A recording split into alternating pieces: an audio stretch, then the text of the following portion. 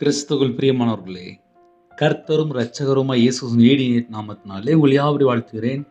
தேவன் அருளிய அப்பம் மினிஸ்ட்ரி சேனல் மூலியமாக உங்களோடு சந்திப்பதில் மிகுந்த மகிழ்ச்சி அடைகிறேன். தினம்தோறும் இரவு நேரத்தில் 8 மணிக்கு பரிசுத்த வேதாந்தத்திலிருந்து ஒரு பகுதியை நாம் தியானித்து நம்முடைய குடும்ப பாதுகாப்பிற்காக நாம் ஜெபித்து வருகிறோம். இந்த இரவு நேரத்திலே நாம் ஒரு பகுதியை தியானிப்போம். 107ஆம் சங்கீதம் 10 முதல் 14 ஆகிய வசனங்கள். தேவனுடைய வார்த்தைகளுக்கு விரோதமாய் கலகம் பண்ணி உன்னதமானவருடைய ஆலோசனையை அசட்டை பண்ணினவர்கள் அந்தகாரத்திலும் மரண இருளிலும் வைக்கப்பட்டிருந்து ஒடுக்கத்திலும் இரும்பிலும் கட்டுண்டு கிடந்தார்கள். அவருடைய இருதயத்தை அவர் வருத்தத்தால் தாழ்த்தினார். சகாயர் இல்லாமல் விழுந்து போனார்கள். தங்கள் ஆபத்திலே கர்த்தரை நோக்கி கூப்பிட்டார்கள். அவர்கள் இக்கட்டிலிருந்து அவர்களை நீங்களாக்கி ரட்சித்தார். அந்தகாரத்திலும் மரண இருளிலும் இருந்து அவர்களை வெளிப்பட பண்ணி அவர்கள் கட்டுகளை அறுத்தார். ஹல்லேலூயா. கிறிஸ்துவுக்குள் பிரியமானவர்களே, நிறைய ஜெப குறிப்பு வரும்போது நான் ஏதோ ஒரு காரியத்தில் கட்டப்பட்டிருக்கேன், இந்த கட்டுலேருந்து என்னால் வெளியில் வர முடியல. அது பாவக்கட்டாக இருக்கலாம், கர்த்தரை விட்டு தள்ளி போகிற அநேக காரியங்கள் உண்டு. அந்தகாரத்திலும் மரண இருளிலும் வைக்கப்பட்டிருந்து ஒடுக்கத்திலும் இரும்பிலும் கட்டுண்டு கிடந்தார்கள் என்று எழுதப்பட்டிருக்கு. ஒடுக்கத்திலும் இரும்பிலும் கட்டுண்டு கிடந்தார்கள். ஒரு குடும்பத்துக்குள்ளே பிரச்சனை எங்கேருந்து வருது அதை அறிந்து கொண்டால் நலமா இருக்கும். ஏன்னா நிறைய குடும்பத்திலே கர்த்தருடைய வார்த்தைக்கு கீழ்ப்படிந்து கை கொள்ளணும் அப்படிங்கிற ஒரு சட்டம் தெரியாம போச்சு. இயேசு கிறிஸ்துவை பிடிக்கும் அப்படிம்பாங்க. ஆனால் கர்த்தருடைய வார்த்தையில எவ்வளவு தூரம் நம்ம நிலைத்திருக்கிறோமோ அவ்வளவு தூரம் மிகுந்த கனிகளை கொடுக்க முடியும், அவ்வளவு தூரம் ஆசீர்வாதங்களை பெற்றுக்கொள்ள முடியும், பரிபூரணத்துக்குள்ள நம்ம கடந்து போக முடியும். தேவனுடைய வார்த்தையை ஒரு மனிதன் அசட்டை பண்ணும்போது தான் பிரச்சனைகள் ஆரம்பிக்கும். என் வாழ்க்கையிலே நான் சின்ன வயசுலேருந்து கிறிஸ்டியனாக இருந்தால் கூட, ஒரு வேதக்காரனாக இருந்தால் கூட கையில் பைபிள் எடுத்து ரொம்ப வாசிக்கலை. பிரச்சனை தலைக்கு மேலே வரும்போது, கடனில் கஷ்டப்படும் போது, எல்லாராலும் கைவிட போகுது, அதுக்கப்புறம் தான் கையில் பைபிள் எடுத்து வாசித்து பார்க்கேன். நிறைய குடும்பத்தில் நல்லா இருக்கும்போது யாருமே கையில் பைபிள் எடுத்து வாசிக்கவே மாட்டாங்க. பிரச்சனை தலைக்கு மேலே வந்ததுக்கு அப்புறம் தான் மெதுவாக சர்ச்சில் போய் உட்காந்துருப்பாங்க. அதுக்கப்புறம் தான் கையில் பைபிள் எடுத்து வாசிப்பாங்க. அதுக்கப்புறம் தான் சர்ச்சில் சர்வீஸில் போய் உட்காந்து ரொம்ப கவனமாக கேட்பாங்க. ஆனால் அதுக்கு முன்னக்கூட்டி பண்ணுற சேட்டை 1 2 சேட்டெல்லாம் இருக்காது, ஏகப்பட்ட சேட்டை பண்ணிப்பாங்க. ஏன்னா என் வாழ்க்கையில் நான் பண்ணியிருக்கேன். கிட்டத்தட்ட 2015 2015க்கு அப்புறம் தான் கையில் பைபிள் எடுத்து வாசித்து பைபிளில் இப்படிலாம் எழுதப்பட்டிருக்கா அப்படின்னு சொல்லி யோசிக்க ஆரம்பித்தேன். அப்போ அதுக்கு முன்னக்கூட்டி என்னுடைய வாழ்க்கை எல்லாமே உலகத்துக்குள்ள ஒரு வாழ்க்கை, கர்த்தரை அறியாத ஒரு வாழ்க்கை. இப்படி என்னோட வாழ்க்கையில் நிறைய சொல்லலாம். இன்றும் கூட தேவனுடைய வார்த்தைகளுக்கு விரோதமாய் ஒரு மனுஷன் கலகம் பண்ணும்போது அந்த குடும்பத்துக்கு பிரச்சனை வந்துடும். ஏன்னா இப்போ நானும் சர்ச்சுக்கு போகிறேன் செய்கிறேன். சர்ச்சில் ஒரு குடும்பத்திலே தேவனுடைய வார்த்தைகளுக்கு விரோதமாய் கலகம் பண்ணும்போது அங்கே ஆபத்து வந்துடும். தேவனுடைய வார்த்தைகளுக்கு விரோதமாய் கலகம் பண்ணும்போது பிரச்சனைகள், ஆபத்து தேடி வந்துடும். முதல்ல இன்னைக்கு உள்ள செய்தியை கரெக்டாக புரிந்து கொள்ளணும். தேவனுடைய வார்த்தைகளுக்கு விரோதமாய் கலகம் பண்ணி, தேவனுடைய வார்த்தை தெரியாதவங்க வேற, தெரிஞ்சவங்க வேற. பிறந்ததிலிருந்து சர்ச்சுக்கு போய் நல்ல பைபிள் வாசித்து, முழு பைபிளை வாசித்து முடித்து நல்ல சர்ச்சில் ஒரு நல்ல ஒரு பெரிய பொசிஷனில் இருப்பாங்க. ஆனால் என்ன பண்ணுவாங்க அப்படின்னா, கலகம் பண்ணுவாங்க. ஏன்னா எனக்கு தெரிஞ்சு நெறைய குடும்பம் அப்படி இருக்கு. அவங்க வீட்டுக்குள்ள போய் என்ன பிரச்சனைன்னு சொல்லி பார்க்கும்போது, தேவனுடைய வார்த்தைகளுக்கு விரோதமாய் கலகம் பண்ணி, சர்ச்சில ஒரு நல்ல ஒரு பொசிஷன்ல இருக்கும்போது, தாழ்த்தும்போது தான் கிருபை. ஆனா தேவனுடைய வார்த்தைகளுக்கு விரோதமாய் சர்ச்சுக்குள்ள இருக்கிற ஒரு குடும்பம், இல்ல ஒரு விசுவாசி, இல்லன்னா ஒரு பொசிஷன்ல இருப்பாங்க. அவங்க கலகம் பண்ணும்போது, உன்னதமானவருடைய ஆலோசனை அசட்டை பண்ணும்போது, முதல்ல வார்த்தைகளுக்கு விரோதமாய் கலகம் பண்றாங்க. 2வது ஆலோசனை அசட்டை பண்றாங்க. அப்ப 2 விதமான காரியத்திலே ஒரு குடும்பத்திலே கர்த்தருக்கு விரோதமாய் அப்படி இருந்தால் வரக்கூடிய ஆபத்து ஜாஸ்தி. அந்தகாரத்திலும் மரண இருளிலும் வைக்கப்பட்டிருந்து ஒடுக்கத்திலும் இரும்பிலும் கட்டுண்டு கிடந்தார்கள். ஒரு சில குடும்பத்துல உடனே கேள்வி கேட்பீங்க, பிரதர் நாங்க தான் சர்ச்சுக்கு போறோமே, நாங்க தான் நற்கருணை எடுக்கிறோமே, நாங்க தான் திடப்படுத்தல் படிச்சிட்டோமே, நாங்க தான் ஞானஸ்தானம் எடுத்துட்டோமே, நாங்க தான் அழகா ஜெபம் பண்றோமே, நாங்க தான் அழகா அபிஷேகம் நிரம்பி ஜெபம் பண்றோமே, எங்களுக்கு அந்நிய பாஷை தந்திருக்காரே, நாங்க தரிசனம் பார்க்குறோமே, நாங்க சொப்பனம் பார்க்குறோமே, பல ஸ்டேட்மெண்ட் சொல்லலாம். ஆனால் ஒரு குடும்பத்திலே தேவனுடைய வார்த்தைகளுக்கு விரோதமாய் கலகம் பண்ணிட்டாங்க அப்படின்னா, அந்த நாள்ல பிரச்சனை வந்துரும். உன்னதமானவருடைய ஆலோசனை அசட்டை பண்ணுனால், அந்த நாள்ல பிரச்சனை வந்துரும். பிரச்சனை என்னைக்கு வருதுன்னு தெரிஞ்சாதானே நம்ம அத கொஞ்சம் மனம் திரும்ப முடியும். நான் 2015, 2016ல முழு நேர ஊழியத்துக்கு வந்தாச்சு. 2016ல முழு நேர ஊழியத்துக்கு வந்தாச்சு. சர்ச்சில வந்ததுக்கப்புறம் எனக்கு அந்நிய பாஷை கிஃப்ட் குடுத்தாரு. அதுக்கப்புறம் என்னோட வாழ்க்கையில நெறைய மாற்றங்கள், வேதத்தை வாசிக்க, தியானிக்க அழகா கிருபை தந்தாரு. ஆனா இன்னைக்கு தேதியில நான் தேவனுடைய வார்த்தைகளுக்கு விரோதமாய் கலகம் பண்ணிட்டேன் அப்படின்னா, தேவன் என் மேல கோவப்படுவார். 2வது உன்னதமானவருடைய ஆலோசனை நான் அசட்டை பண்ணுனால், என் மேல தேவன் கோவப்படுவார். இப்போ புரிஞ்சுதா? நான் அபிஷேகம் பண்ணப்பட்டவன் தான். நான் தேவனுடைய வார்த்தைக்கு கீழ்ப்படியணும். அதுதான் சட்டம்.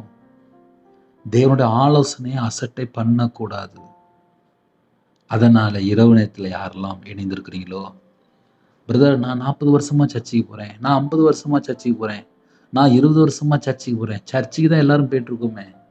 நானும் தான் 5 வயசு, 3 வயசுல சர்ச்சுக்கு போயிட்டு இருக்கிறேனே. என் வாழ்க்கையில 55 லட்ச ரூபா எப்படி நஷ்டம் வந்துச்சு? எப்படி நான் மாந்திரியத்துக்கு போய், விக்கிறதுக்கு போய், மனுஷனை நம்பி எப்படி 13 லட்ச ரூபா பணம் கொடுத்தேன்? ரூ. 1 2 கொடுக்கல. ஏதோ ஒரு பொம்மை வச்சா நெறைய பணம் வரும் அப்படின்னாங்க. எலுமிச்சம்பழம் வச்சா அது சரியாயிரும் அப்படின்னாங்க. கத்தாழை தொங்குட்டா அது சரியாயிரும் அப்படின்னாங்க. எங்க அப்பா செத்த ஃபோட்டோ வச்சா உன் கடை ஓஹோ வந்துரும் அப்படின்னாங்க. கடை நாசமா போயிட்டு. மனுஷனுடைய சத்தத்தை கேட்கும்போது ஆபத்து. மனுஷன் நல்லது சொல்லி தரானா, கெட்டது சொல்லி தரானா, பகுத்து அறியக்கூடிய அந்த ஞானம் வேணும். என் வாழ்க்கையிலே நான் வேதத்தை தியானிக்காமல் இருந்ததுனால், கையில பைபிள் எடுத்து வாசிக்காமல் இருந்ததுனால், மனுஷனுடைய சத்தத்தை கேட்டு வம்பா போய், நாசமா போய், அழிஞ்சு, கையில ரூ. 1 இல்லாம நடு ரோட்ல நின்னு, அதுக்கப்புறம் சர்ச்சில் போய் வேலை பார்த்து, அதுக்கப்புறம் மனம் திரும்பி, அதுக்கப்புறம் பைபிள் இப்படிலாம் எழுதப்பட்டிருக்கா? அப்ப என்ன அர்த்தம் அப்படின்னா, தேவனுடைய வார்த்தைகளுக்கு விரோதமாய் கலகம் பண்ணி, உன்னதமானவருடைய ஆலோசனை அசட்டை பண்ணினவர்கள். இப்படி ஒரு குடும்பம் இருந்துச்சு அப்படின்னா, உடனே அடுத்த பிரச்சனை கீழே எழுதப்பட்டிருக்கு. இன்னைக்கு இரவு நேரத்துல இந்த செய்தி என்ன அப்படின்னா, முதல்ல கர்த்தருடைய வார்த்தைக்கு யாரெல்லாம் கீழ்ப்படியாம கலகம் பண்ணிட்டு இருக்கிறாங்களோ, அசட்டை பண்றாங்களோ, அதை முதல்ல நம்ம அறிந்து கொள்ளணும். நம்ம வாழ்க்கையிலே எப்படி அந்தகார இருள் வருது? மரண இருள் எப்படி வருது? அந்தகாரத்திலும் மரண இருளிலும் வைக்கப்பட்டிருந்து, அப்போ ஒரு குடும்பத்துக்குள்ள எப்படி பிரச்சனை வருது? அந்தகாரத்திலும் மரண இருளிலும் வைக்கப்பட்டிருந்து, ஒடுக்கத்திலும் இரும்பிலும் கட்டுண்டு கிடந்தார்கள். கட்டப்பட்ட நிலைமையில கிடந்தார்கள். ஒரு மனுஷன் எப்படிப்பா கட்டப்பட்ட நிலைமையில கிடக்கிறான்? எப்படி மரண இருள்ல கிடக்கிறான்? எப்படி ஒரு அந்தகார இருள்ல அகப்பட்டு கிடக்கிறான்? இப்போ நம்ம உடனே ஒரு சின்ன கருத்தை யோசித்து பார்க்கலாம். இப்ப இந்த செய்தி தேவனோட வார்த்தையை அறிந்து கொண்டவங்க தேவனுடைய ஆலோசனை அவங்களுக்கு தெரியும். ஆனா அவங்க என்ன பண்ணிட்டாங்க அப்படின்னா, கலகம் பண்ணிட்டாங்க, அசட்டை பண்ணிட்டாங்க. அப்போ கையில பைபிள் எடுத்து வாசிப்பாங்க. ஆனால் கலகம் பண்ணுவாங்க. அவருடைய ஆலோசனையை அசட்டை பண்றாங்க. அப்போ கர்த்தருடைய பிள்ளைகள் தானே. கர்த்தருடைய பிள்ளைகள் இப்படியும் பண்றாங்க. என் வாழ்க்கையில நான் அப்படி பண்ணியிருக்கேன்ப்பா.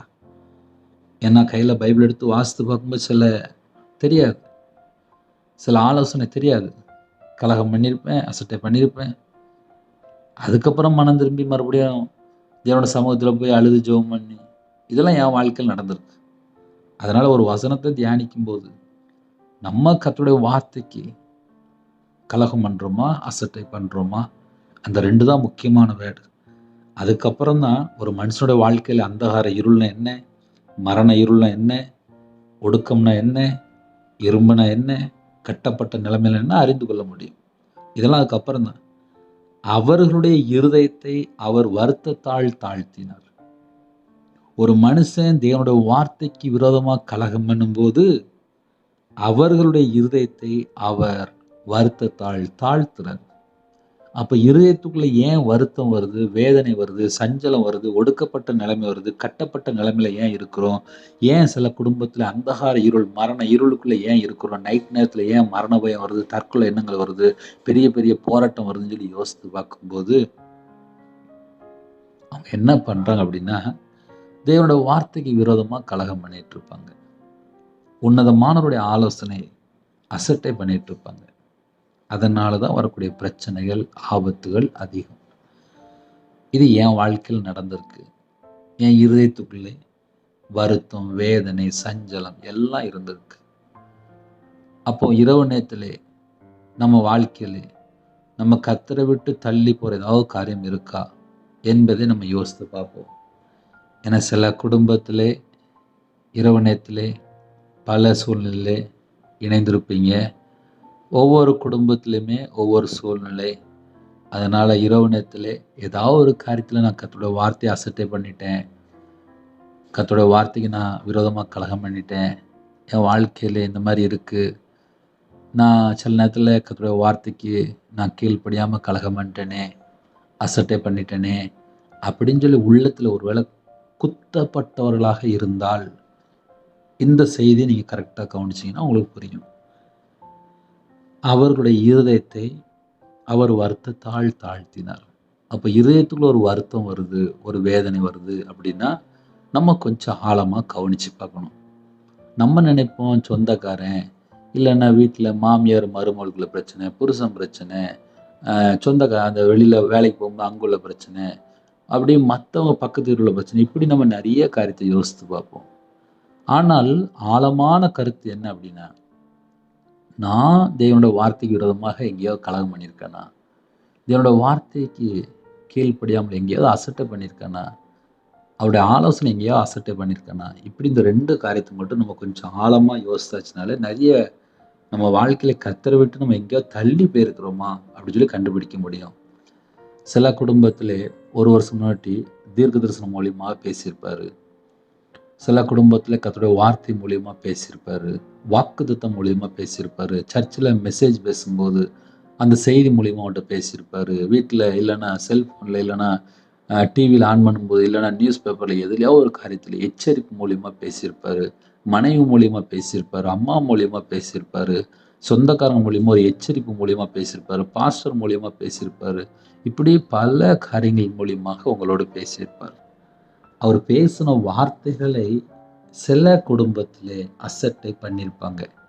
எங்களுக்கு தான் எல்லாம் தெரியும்ல. ஆமா. எங்களுக்கு ஐடியா குடுக்க வந்துட்டாங்க. அப்படின்னு சொல்லி அந்த ஆலோசனையை அசட்டை பண்ணிருவாங்க. அந்த ஆலோசனை அசட்டை பண்ணும்போது தேவனுடைய வார்த்தையை நம்ம அசட்டை பண்ணியிருக்கோம். தேவனுக்கு விரோதமா நம்ம கலகம் பண்ணியிருக்கோம். அப்ப பிரச்சனை எங்க ஆரம்பிக்கு? ஏன் அப்படின்னு சொல்லி நம்ம கொஞ்சம் ஆழமா கவனிச்சு பார்க்கும்போது, தேவனுடைய வார்த்தைக்கு யாரெல்லாம் விரோதமாக கலகம் பண்ணிட்டாங்களோ, அந்த இடத்துக்குள்ள தான் பலவிதமான ஆபத்து உள்ள வருது. அவர்களுடைய இருதயத்தை அவர் வருத்தத்தால் தாழ்த்தினார்.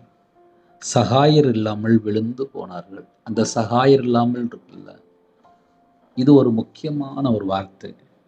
அதாவது தேவனை துதிக்கும் போது மனிதனுடைய கண்களிலே தயவு கிடைக்க கர்த்தர் கிருபை செய்கிறார்.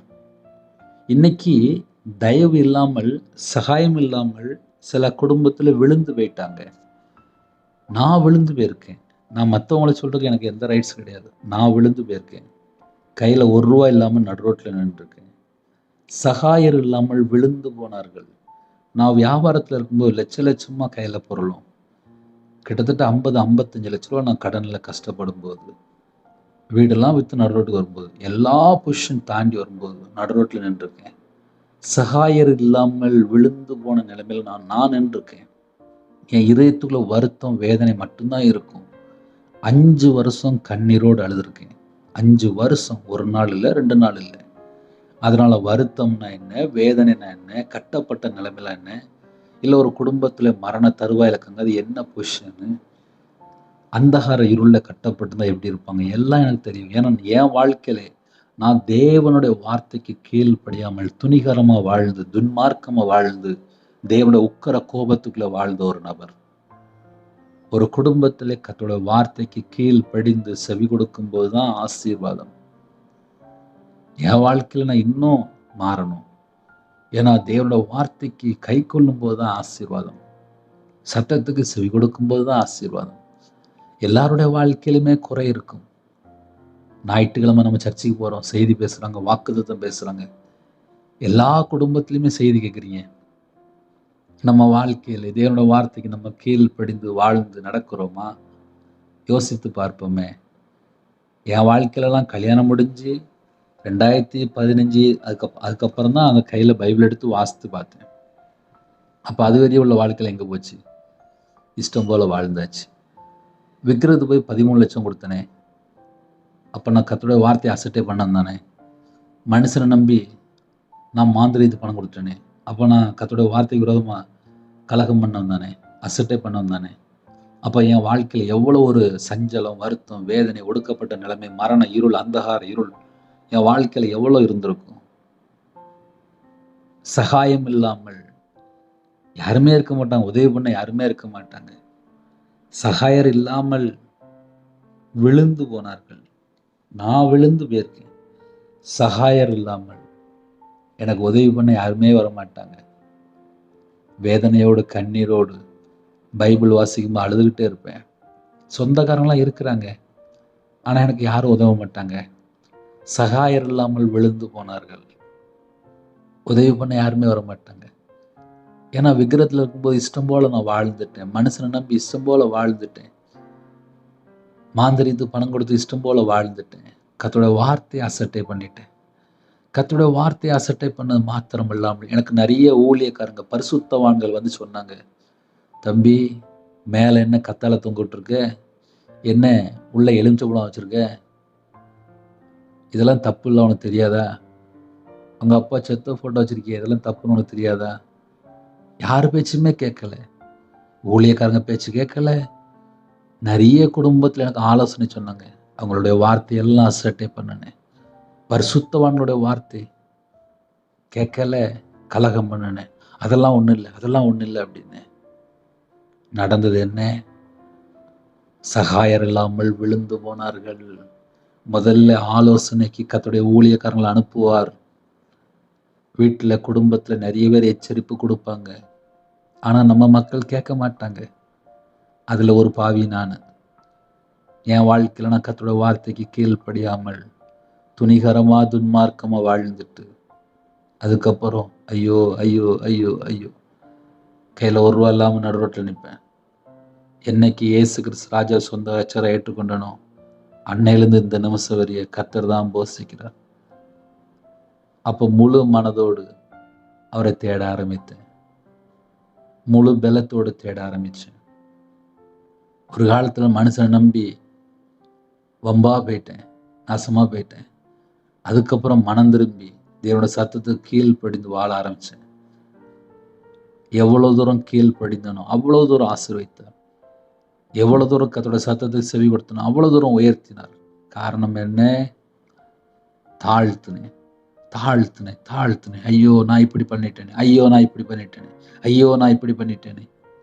நைட் நேரத்துல செய்தி கேட்கும்போது கொஞ்சம் கஷ்டமா தான் இருக்கும். ஏன்னா நிறைய குடும்பத்துல கையில பைபிள் எடுத்து வாசிக்கிறது கிடையாது, ஜெபிக்கிறது கிடையாது, துதிக்கிறது கிடையாது, ஒண்ணும் கிடையாது. சும்மா இஷ்டம் போல வாழ ஆரம்பிச்சாச்சு. எங்களை யாரு கேட்க போறா? அந்த கையில இருக்க செல்ஃபோன் ஒரு நாளைக்கு 5 மணி நேரம் 6 மணி நேரம் போட்டு ஒரே தடவி அதை ஒரு 6 மணி நேரம் போட்டு பாடாப்படுத்திருக்காங்க. மனைவி வேண்டாம், புருஷன் வேண்டாம், பிள்ளை வேண்டாம், செல்ஃபோன் மட்டும் கையில் இருந்தால் போதும். இப்போ நிறைய குடும்பத்தில் அந்த அளவுக்கு ஆயாச்சு. சகாயர் இல்லாமல் விழுந்து போன நிலைமையில யாராவது இருந்தால் இந்த செய்தி நீங்க கேட்டதுக்கு அப்புறமாவது உங்க வாழ்க்கையில ஏதாவது கர்த்தரை விட்டு தள்ளி போயிருக்கீங்களா? கர்த்தருடைய வார்த்தை எங்கேயோ அசட்டை பண்ணீங்களா? கர்த்தருடைய வார்த்தைக்கு விரோதமாக ஏதாவது செஞ்சிருக்கீங்களா? பரிசுத்தவான்கள் சொன்ன வார்த்தைக்கு கேட்காம இருந்திருக்கீங்களா? கொஞ்சம் கவனிச்சு பார்த்துக்கோங்க. ஏன்னா என் வாழ்க்கையில நான் சொல்றது எப்படின்னா 2013, 2012, 2014, 2010 2014 வரைய அந்த 4-5 வருஷம் அந்த டயத்துல தான் நான் பரிசுத்தவான்களுடைய வார்த்தையை நான் செவி கொடுக்கல. ஆனா கஷ்டப்பட்டேன், நடுரோட்டுக்கு வந்தேன், சொந்த வீடு விற்றேன், வியாபாரத்துல வெளியில வந்தேன், நடுரோட்டுக்கு வந்தேன். காரணம் என்ன? ஊழியக்காரங்களை அடிக்கடி அனுப்புவார், தீர்க்கதரிசிகளை அனுப்புவார், பரிசுத்தவான்களை அனுப்பி மனம் திரும்ப சொல்லுவார். நம்ம மக்கள் என்னைக்கெல்லாம் மனம் திரும்பலையோ ஒரு நாள் சகாயர் இல்லாமல் விழுந்து போன நிலைமையில அதுக்கப்புறம் உட்காந்து புலம்பி புலம்பி புலம்பி புலம்பி அழுவான் ஒரு மனுஷன். அது ரவிராஜ். அழுதுருக்கு, 5 வருஷம் அழுதுருக்கு. தேவனோட வார்த்தையில ஜீவன் இருக்கு. தேவனோட வார்த்தை உங்க வீட்டுக்குள்ள ரொம்ப ஜீவனமாயும் வல்லமையாயும் வந்துட்டு இருக்கும். அது கிருபை நிறைந்த வார்த்தை, சத்தியம் நிறைந்த வார்த்தை, ஆவியாயும் ஜீவனமாயும் இருக்கிறது. உங்க வார்த்தை உங்க வீட்டுக்குள்ள வரும்போது பட்டயம் வரும். மனம் திரும்பும் போதுதான் விடுதலை, மனம் திரும்பும் போதுதான் சுகம், மனம் திரும்பும் போதுதான் ஆரோக்கியம், மனம் திரும்பினால் நித்திய ஜீவன். என் வாழ்க்கையில நான் இன்னும் மனம் திரும்பணும், தேவனோட சத்தத்துக்கு இன்னும் செவி கொடுக்கணும். அவ்வளவு பைபிள் எழுதப்பட்டிருக்கு. என் கூட ஆவியானவர் பேசும்போது நான் கீழ்ப்படிந்தா மட்டும்தான் நான் நித்திய ஜீவனுக்குள்ள போக முடியும். தேவனர்லயே அப்ப மினிஷன்ல கையில் கொடுத்துருக்கலாம். முடிவு வரைந்த நிலை நிற்கும் போதுதான் நித்திய ஜீவனுக்குள்ள போக முடியும். இந்த செய்தி நீங்க கேட்கலாம். உங்க வாழ்க்கையில மனமாற்றம் இருந்தா மட்டும்தான் ஆசீர்வாதம், மனமாற்றம் இருந்தா மட்டும்தான் இதயத்துக்குள்ள சமாதானம் கிடைக்கும். மனமாற்றம் இல்லாமல் இதயத்துக்குள்ள சமாதானம் கிடைக்காது. மனமாற்றம் இல்லாமல் ஆசீர்வாதத்தை பெற்றுக்கொள்ள முடியாது. மனமாற்றம் இல்லாமல் விடுதலை பெற்றுக்கொள்ள முடியாது. நான் இந்த பாவத்துல இருக்கிறேன், நான் இப்படி மனம் திரும்பணும் அப்படின்னு சொல்லி ஒரு மனுஷன் மனம் திரும்பினா மட்டும்தான் ஆசீர்வாதம். அதனால இரவு நேரத்திலே இந்த செய்தி திட்டமா நிறைய வீட்டுக்குள்ள வருது. என் குடும்பத்துல எனக்கு கஷ்டம், என் குடும்பத்துல எனக்கு கஷ்டம், என் குடும்பத்துல எனக்கு கஷ்டம், கஷ்டம் கஷ்டம் மட்டும்தான் சொல்றாங்களே தவிர, நான் விக்கிரத்துல இருக்கிறேனே, நான் மாந்திரியம் பண்ணிட்டேனே, நான் கர்த்தரை விட்டு தள்ளி போயிட்டேனே, நான் பாவம் பண்ணிட்டேனே, நான் தேவனோட சத்தத்துக்கு செவி கொடுக்கலையே, நான் பரிசுத்தவானோட சத்தத்துக்கு செவி கொடுக்கலையே, நான் முழங்கால் போட்டு ஜெபம் பண்ணலையே, நான் தேவனை தேடலைன்னு சொல்லி யாராவது சொல்றாங்களா? ஒன்றும் எல்லாம் கர்த்தரை விட்டு தள்ளி போய் இஷ்டம் போல வாழ்ந்துட்டு இருக்குது. அதுக்கப்புறம் என் வாழ்க்கையில எனக்கு பிரச்சனை, போராட்டம், ஒரே புலம்பிதான் அப்புறம் வாழ்ந்துட்டு இருக்குங்க. அதனால இரவு நேரத்திலே ஒருவேளை அந்த செய்தி கேட்கும்போது கடினமா தான் இருக்கும். கடினமான ரவிராஜ் தான் கர்த்தர் மீட்டு எடுத்தார். சத்தத்தை கேட்கும்போது எச்சரிப்பு போலதான் இருக்கும். மனம் திரும்பினால் கர்த்தர் கூட இருப்பார். ஹல்லேலூயா. தங்கள் ஆபத்திலே கர்த்தரை நோக்கி கூப்பிட்டார்கள். ஆபத்துனா முதல்ல என்னன்னு சொல்லி நீங்க அறிந்து கொள்ளணும். அந்தகார இருளு, மரண இருளில் வைக்கப்பட்டிருந்து ஒடுக்கத்திலும் இரும்பிலும் கட்டுண்டு கிடந்தார்கள். அப்ப அதுதான் ஆபத்து. 2வது, இருதயத்தை அவர் வருத்தத்தால் தாழ்த்தினார். இருதயத்துக்குள்ள ஒரு வருத்தம், இருதயத்துக்குள்ள ஒரு தாழ்த்தப்பட்ட நிலைமை. ஐயோ எனக்கு யாருமே இல்லையே, ஐயோ அப்படின்னு சொல்லி புலம்பிட்டு இருப்பாங்க. தாழ்த்தப்பட்ட நிலைமை. நான் வாழ்ந்திருக்கேன், வருத்தத்தால் நான் வாழ்ந்திருக்கேன், தாழ்த்தப்பட்ட நிலைமையில வாழ்ந்திருக்கேன். எனக்கு தெரியும் வருத்தம்னா என்ன, தாழ்த்துறதுன்னா என்ன. தேவனுடைய சமூகத்துல ராத்திரியும் பகலுமா கண்ணீரோடு தாழ்த்துவேன். அப்பா நான் தப்பு பண்ணிட்டேன், நான் பாவம் பண்ணிட்டேன், இயேசுவே என்னை மன்னியும், இயேசுவே என்னை மன்னியும். ஒரு மனுஷன் சராசரி அந்த உலகத்துக்குள்ள வாழும்போது எவ்வளவு பாவம் இருக்கு தெரியுமா? எவ்வளவு பாவம் இருக்கு. எங்கேயாவது போய் ஒரு மனுஷன் சிக்கி கொள்றான். அதனால இரவு நேரத்துல யாரெல்லாம் இணைந்திருக்கிறீங்களோ கர்த்தர் மட்டும்தான் விடுதலை செய்ய முடியும். தங்கள் ஆபத்திலே கர்த்தரை நோக்கி கூப்பிட்டார்கள். ஏன் ஆபத்துல கர்த்தரை நோக்கி கூப்பிடுறாங்க? சகாயர் இல்லாமல் விழுந்து போயிட்டாங்க. அதுக்கப்புறம் உதவி பண்ண ஒரு மனுஷனும் வரமாட்டான். என் வாழ்க்கையில உதவி பண்ண ஒரு மனுஷனும் வரல. அதுக்கப்புறம் தான் சர்ச்சில் போய் ஜெபம் பண்ண ஆரம்பித்தேன். அதுக்கப்புறம் தான் மனம் திரும்ப ஆரம்பித்தேன். அதுக்கப்புறம் தான் சர்ச்சுக்கு வேலைக்கு வந்தேன். அதுக்கப்புறம் தான் தேவனுடைய சமூகத்தில் காத்திருந்தேன். அப்போ ஒரு குடும்பத்தில் யாருமே சகாயம் இல்லாமல் விழுந்து போனதுக்கப்புறம் கர்த்தரை நோக்கி தேட ஆரம்பிச்சிருவாங்க போல. ஒரு மனுஷனோட வாழ்க்கையில் ஆபத்து வந்துட்டுனா அப்புறம் கர்த்தரை நோக்கி தேட ஆரம்பிச்சிருவாங்க போல.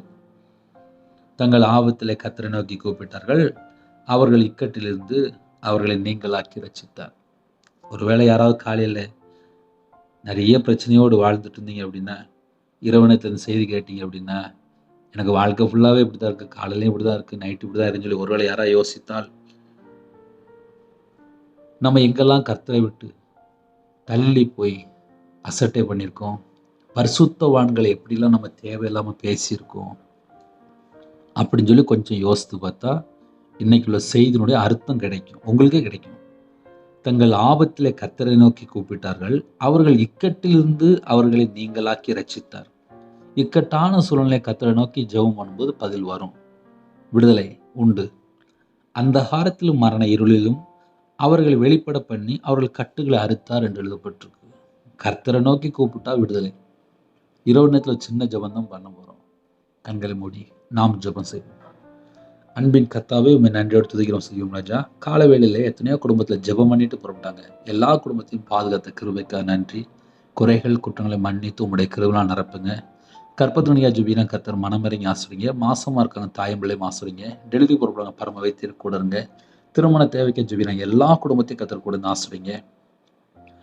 பிள்ளையோட வாழ்க்கையில திருமணம் முடிந்ததுக்கு அப்புறம் கணவன் மனைவிக்குள்ள ஐக்கியம் இல்லை, டைவர்ஸ் அளவுக்கு பிரச்சனை ஓடிட்டு இருக்கு. விக்கிர வழிபாடு, மாந்திரிகம், பிள்ளி சுனம், ஏவல்ல கட்டப்பட்ட நிலைமை, சில குடும்பத்துல கள்ள தொடர்பு, எந்த வீட்டுக்குமாக எந்தெந்த வலு சிற்பத்தின் கிரியைகள், மரண பயம், தற்கொலை எண்ணங்கள், நைட் நேரத்திலே இனிமேல் நான் யாருக்கா வாழ வேண்டும் என்று யோசிக்கிறாங்களோ அந்த வீட்டுக்கு விரோதமாக கிரீஸ் எல்லா பொல்லாத சர்ப்பத்தின் கிரியை எல்லாம் இயேசு கிறிஸ்து நாமத்தை சுட்டு அரிக்கப்படட்டும்ப்பா. இயேசு கிறிஸ்து நாமத்தை சுட்டு அரிக்கப்படட்டும். ஹாஸ்பிட்டலில், அவசர சிகிச்சையில், ஐசியூவார்டில், சில குடும்பத்தில் கேன்சரில், சில குடும்பத்தில் பிளட் கேன்சரில், ஹார்ட் ஆப்ரேஷன், மன அழுத்தத்தில், சில குடும்பத்தில் ஆப்ரேஷன் தேட்டரில் எங்கெல்லாமோ இருக்காங்கப்பா. மரண தருவாயில் இருக்காங்க. வைரஸில் பாதிக்கப்படாமல் சரீரத்தில் பல இடத்துல பலவீனம். உம்முடைய தழும்புள்ள கரத்தினால் தொட்டு சுகமாக்கித்தாங்க, தொட்டு சுகமாக்கித்தாங்க. உம்முடைய தழும்புள்ள கரத்தினால் தொட்டு சுகமாக்கித்தாங்க. பரிபூர்ணமான சுகம் தாங்க, பரிபூர்ணமான சுகம் தாங்க, பரிபூர்ணமான சுகம் தாங்க. இயேசு கிறிஸ்து நாமத்தினால பூரண சுகம் உண்டாகட்டும். இயேசு கிறிஸ்து நாமத்தினால பரிபூர்ணமான சுகம் உண்டாகட்டும். எல்லா குடும்பத்தையும் கர்த்தர் பொறுப்படுத்துங்கப்பா. தேவனர்கள் எப்போ மினிஸ்டர் மூலியமா பேசக்கூடிய ஒவ்வொரு வார்த்தைக்காக ஸ்தோத்திரம்ப்பா.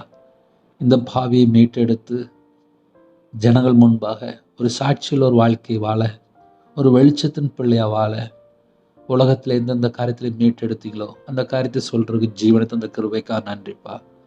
யாரெல்லாம் செய்தி கேட்டாங்களோ அவங்களுடைய வாழ்க்கையில கர்த்தரை விட்டு தள்ளி போயிருந்தால், வருத்தத்தோடும் சஞ்சலத்தோடு வேதனையோடு வாழ்ந்தால் கர்த்தர் நீக்கி மறுபடியும் பரிபூர்ணமாக ஆசிர்வதிங்க. இன்பமான நித்திரைத்தாங்க. உங்களோட ரத்த கொட்டைகளை வேலடைத்து மூடி மறைத்து ஒவ்வொரு குடும்பத்தையும் பாதுகாத்துக்கொள்ளுங்க.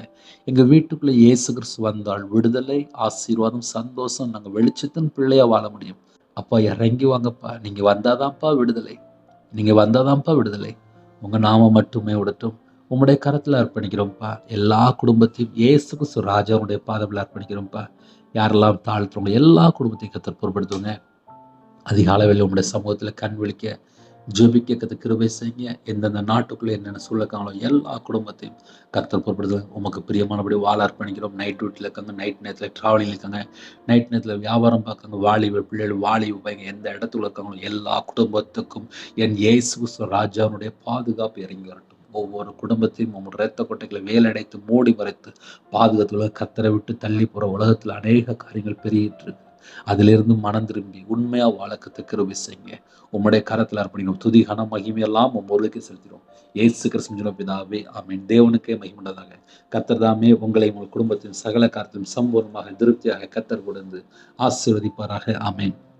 கர்த்தராகிய இயேசு கிருபையும் பிதாவாகிய தேவனுடைய அன்பும் பரிசுத்தருடைய ஐக்கியமும் இப்பொழுது எப்பொழுது சதா காலங்களிலும் நம் மனோடு கொடுப்பதாக. ஆமென். God bless you.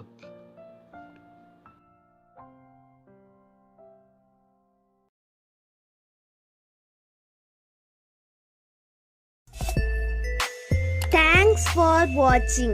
Please subscribe our channel. Click the like and share. Click the bell. God bless you.